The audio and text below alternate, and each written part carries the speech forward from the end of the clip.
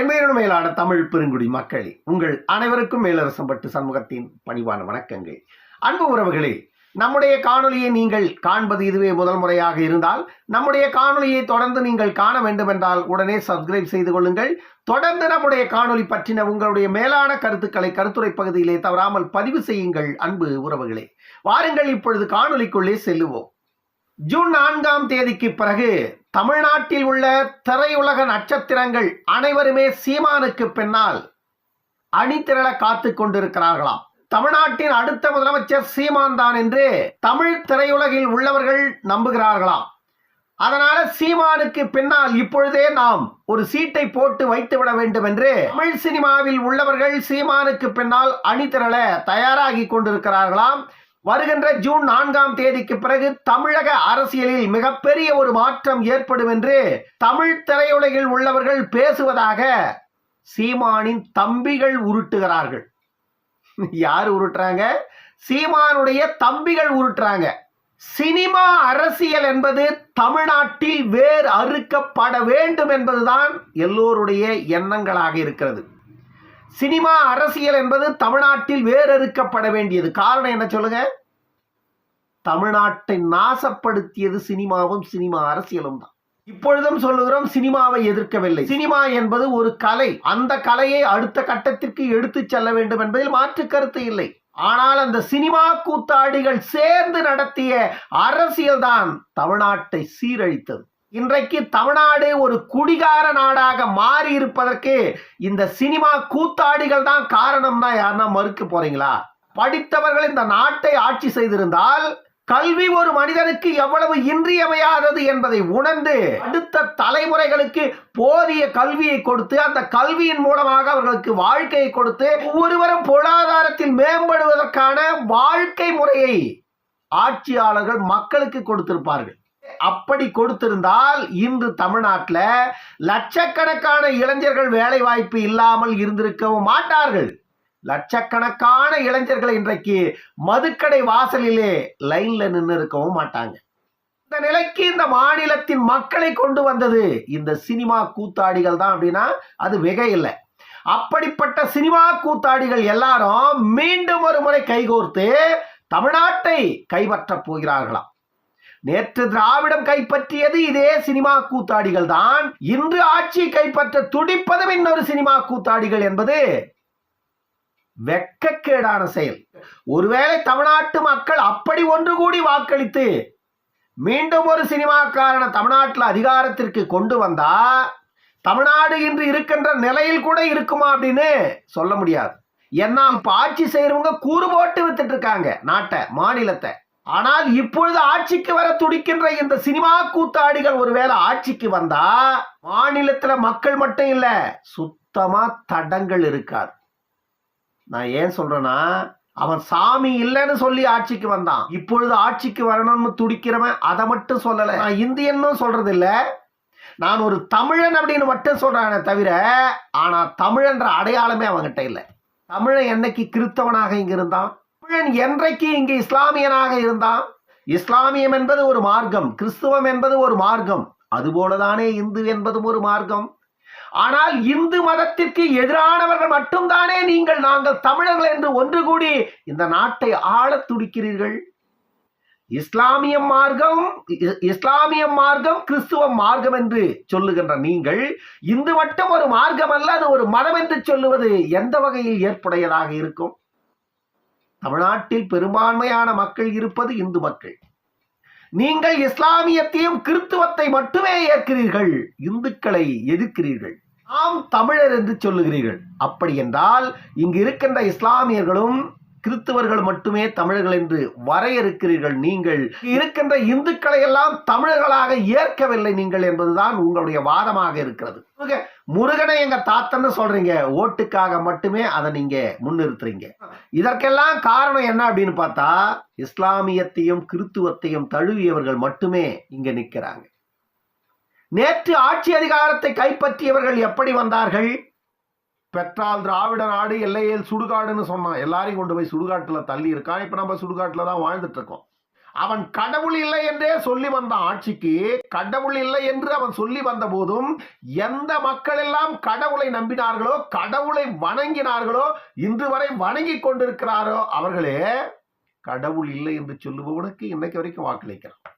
பாருங்க, திராவிட மாடல் ஆட்சி அப்படின்னு சொல்றான். தமிழ் மாடல் ஆட்சின்னு அவங்க பேசவே முன் வரல. நான் ஏற்கனவே ஒரு காணொலியில சொல்லி இருந்தேன். 1947 இந்தியா விடுதலை பெற்ற பொழுது இந்த மாநிலத்தில் அரசியல் கோலோச்சியவர்கள் எல்லாம் தமிழ் மொழியை முன்னிறுத்த தவறிவிட்டார்கள். தமிழ் மொழியை முன்னிறுத்தி இருந்தால் இந்தியாவின் ஆட்சி மொழியாக தமிழ் இருந்திருக்கும். அன்று அரசியல் களத்தில் வேகமாக பயணித்துக் கொண்டிருந்த எல்லோருமே நாங்கள் திராவிடர்கள் என்று சொன்னார்களே தவிர நாங்கள் தமிழர்கள் என்று யாருமே சொல்லல. இன்றைக்கு தமிழுக்கு செம்மொழி அந்தஸ்து வாங்கினோம். கருணாநிதி வாங்கினாருன்னு சொல்லாதீங்க. கருணாநிதிக்கு தமிழ்நாட்டில் தமிழ் மீது பற்று கொண்ட முன்னோர்கள் எல்லாம் அழுத்தம் கொடுத்ததால செம்மொழி அந்தஸ்தை பெற வேண்டிய ஒரு நிர்பந்தம் கருணாநிதிக்கு ஏற்பட்டது.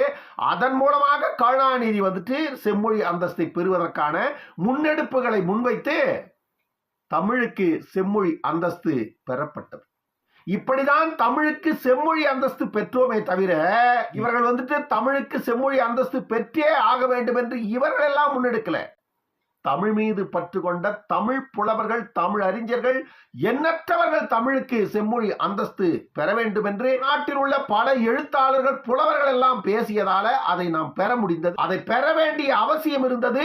தமிழின் வரலாற்றை நாம ஆய்வுக்கு அனுப்பி ஆய்வில் தமிழின் வரலாற்றை ஆய்வு செய்து தமிழுக்கு செம்மொழி அந்தஸ்து கொடுத்தார்களே தவிர இவர்கள் யாரும் பெறல.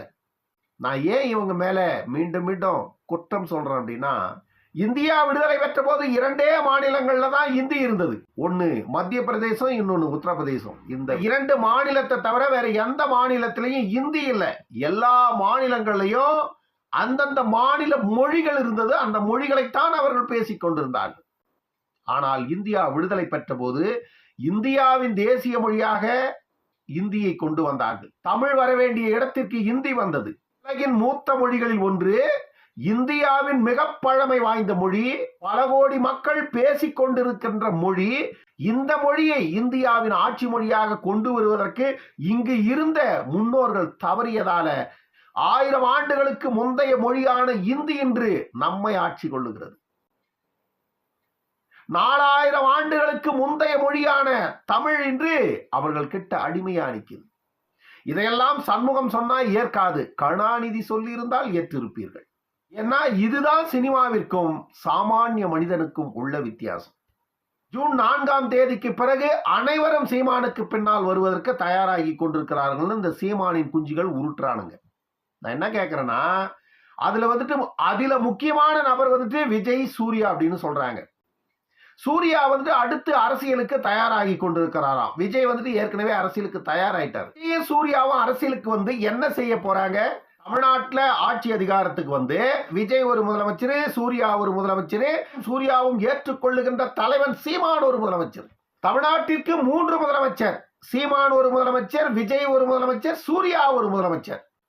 இப்படி இவர்கள் 3 பேர் முதலமைச்சர்கள் ஆவதற்கான வேலையை தான் இப்ப முன்னெடுத்துக் கொண்டிருக்கிறார்கள். ஜூன் 4ஆம் தேதிக்கு பிறகு 2026 அரசியலை நோக்கி இந்த மும்மூர்த்திகள் அனைவரும் கைகோர்த்து பயணிக்க போகிறார்களாம் தமிழ்நாட்டில்.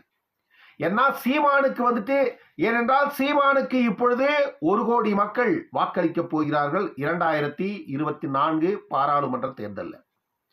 அடுத்து விஜய்க்கு 2 கோடி மக்கள் வாக்களிக்க போகிறார்கள் 2026 சட்டமன்ற தேர்தலில். அதே போல சூர்யாவிற்கு 3 கோடி மக்கள் வாக்களிக்க போகிறார்கள் 2026 சட்டமன்ற தேர்தலில். விஜய்க்கு 2 கோடி, சூர்யாவிற்கு 3 கோடி, 5 கோடி, சீமானுக்கு 1 கோடி, 6 கோடி. 6 கோடி மக்களும் இந்த 3 பேருக்கும் வாக்களித்து தமிழ்நாட்டின் முதலமைச்சராக இந்த மும்மூர்த்திகள் அமரப்போகிறார்கள். இப்படின்னு நான் சொல்லவே இல்லைங்க. சீமானுடைய குஞ்சிகள் உருட்டி கொண்டிருக்கிறார்கள். ஆசைக்கு ஒரு அளவு வேண்டாமடா. இதுவரைக்கும் தமிழ்நாட்டு மக்களுக்கு ஒரு துரும்ப கூட கிள்ளி போடாத வக்கற்ற நீங்கள். ஆசை ஒரு அளவு வேணா உங்களுக்கு. தமிழ்நாட்டை ஆட்சி செய்யணுங்கிற ஆசை இருக்கிறது. ஆனால் மக்களுக்கு உயிர் போற நேரத்துல பச்சை தண்ணி ஊத்த துப்பில்லாதவனுங்க. விஜய் வந்துட்டு தமிழ்நாட்டு மக்களுக்கு மழை வெள்ளத்துல வாரி வழங்கிட்டாரு. எத்தனை கோடி. வெளிநாட்டில இருந்து ஒரு காரு கொண்டாந்து அந்த காருக்கு கட்ட வேண்டிய வரியை கட்ட வக்கில்லாத விஜய், துப்பில்லாத விஜய், அதற்கு நீதிமன்றம் வரை சென்று இந்த வரியை கட்ட மாட்டேன் என்று சொன்ன விஜய், அவரு தமிழ்நாட்டின் முதல்வர் ஆவறதுக்கு தகுதியுடைய நபரா? அவரு படத்தை, அவரு திரைப்படங்களை ரசிக்கிற ரசிகர்களே, முதல்ல நீங்க சிந்தியுங்க. அரசியல் வேறு, சினிமா வேறு. இதை புரிஞ்சுக்கிங்க. அரசியலும் சினிமாவும் ஒன்றல்ல. அரசியலும் சினிமாவும் ஒன்றாக இருந்திருந்தா இந்தியாவில் மிகப்பெரிய நடிகர் சிவாஜி கணேசன், இந்தியாவையே திரும்பி பார்க்க வைத்த நடிகன் சிவாஜி கணேசன் அரசியல்ல தோற்று போனார். அதே போல இந்தி திரையுலகத்தையே தன் கட்டுப்பாட்டில் வைத்துக் கொண்டிருந்த நடிகர் அமிதாப் பச்சன் அரசியலில் தோற்று போனார். இதற்கெல்லாம் காரணம் என்ன சொல்லுங்க? அரசியல் வேறு, சினிமா வேறு.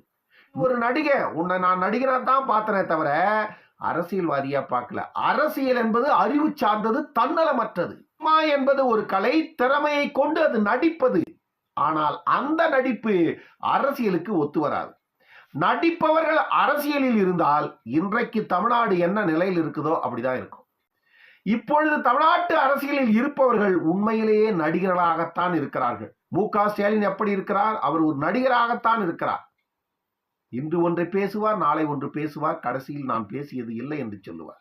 ஏற்கனவே இருந்த ஜெயலலிதா எப்படி இருந்தார்? அவரும் ஒரு நடிகையாகத்தான் இருந்தார். அவர் உண்மையான அரசியல்வாதியாக இல்லை.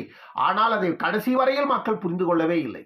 கடைசியில் 75 நாட்கள் நடித்துதான் அவர் இங்கிருந்து அப்புறப்படுத்தப்பட்டார். அப்பொழுதும் இன்னைக்கு வரைக்கும் அந்த மக்கள் புரிஞ்சுக்கல. தமிழ்நாட்டில் இன்று ஆட்சி அதிகாரத்தில் இருக்கின்ற அரசியல்வாதிகள் எல்லோருமே நடிகர்களாகத்தான் இருக்கிறார்களே தவிர உண்மையிலேயே இவர்கள் தன்னலமற்ற ஒரு அரசியல்வாதியாக யாருமே இல்லை. இதற்காகத்தான் நான் மீண்டும் மீண்டும் சொல்றேன், சினிமா கூத்தாடிகள் கூத்தாடுங்க, பணம் சம்பாதிங்க, வாழ்ந்துட்டு போங்க. ஆனா மக்களின் வாழ்வியலோடு உங்க கூத்த ஆடி மக்களை வீழ்த்தாதீங்கன்னு சொல்றேன்.